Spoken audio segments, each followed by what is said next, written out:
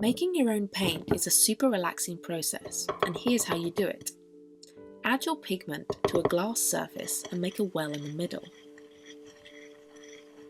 Add gum arabic, distilled water, a drop of glycerin, and some honey. The honey will keep the paint a smooth and buttery consistency. Use a palette knife to blend the ingredients together. It will take a little while to combine. Try to scoop the ingredients into the middle as you do it, so it doesn't spread too far.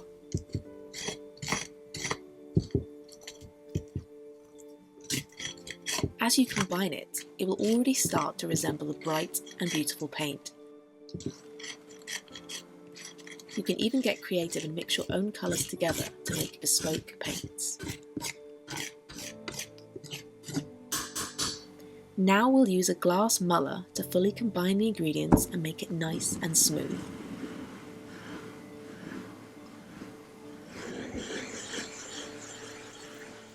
The muller will grind the remaining pigment into the paint and reduces lumps and bumps.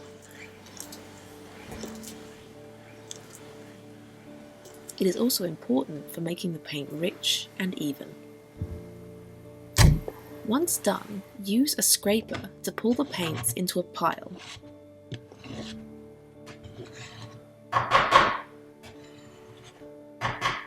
This will make it easier for you to pick up the paint and put it into a little container. You'll need to leave your container of paint to set for a few days, and then once it's done, you can pop it in your art tray and you're ready to paint. Now you can add a little bit of water and start creating beautiful art.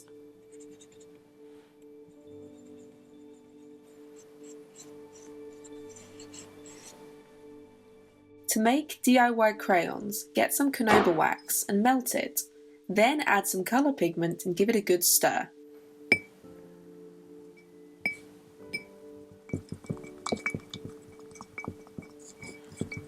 Use any ice cube mould you like. I went for a classic crayon shape and pour it in. It will set really fast and not always to a smooth consistency. This is the joy of handmade items. What is that? Make lots of colours so you have a good variety of crayons. Just make sure you've made enough of each colour. Yeah. Pop them out when they're set and you can get using them. They also make a really fun sound. The colours are really vibrant and nice to use, and they make for an excellent gift as well.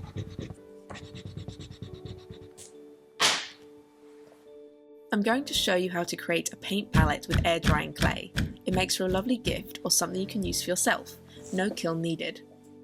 Roll out the air drying clay with a rolling pin. Use a bottle or a large pen if you don't have one. Both will do fine. Roll it to at least 5mm thick and into a large disc shape. Carefully place a plate on top upside down, then cut around the edge with a knife or a palette. The edge of the plate makes for a fantastic surface to cut against without making any mistakes.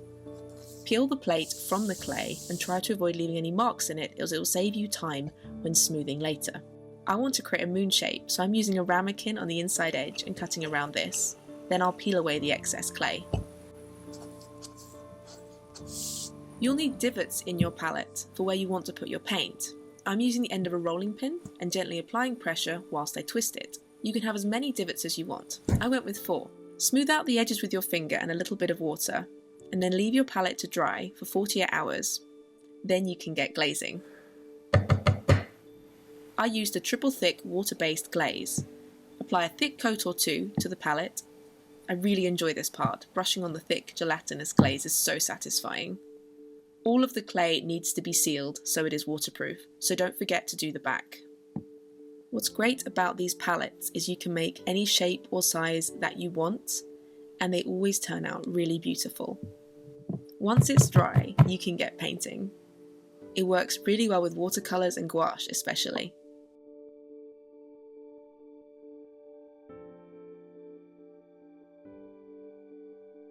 And then when you need to wash it, just use a damp cloth to gently remove any remaining paint.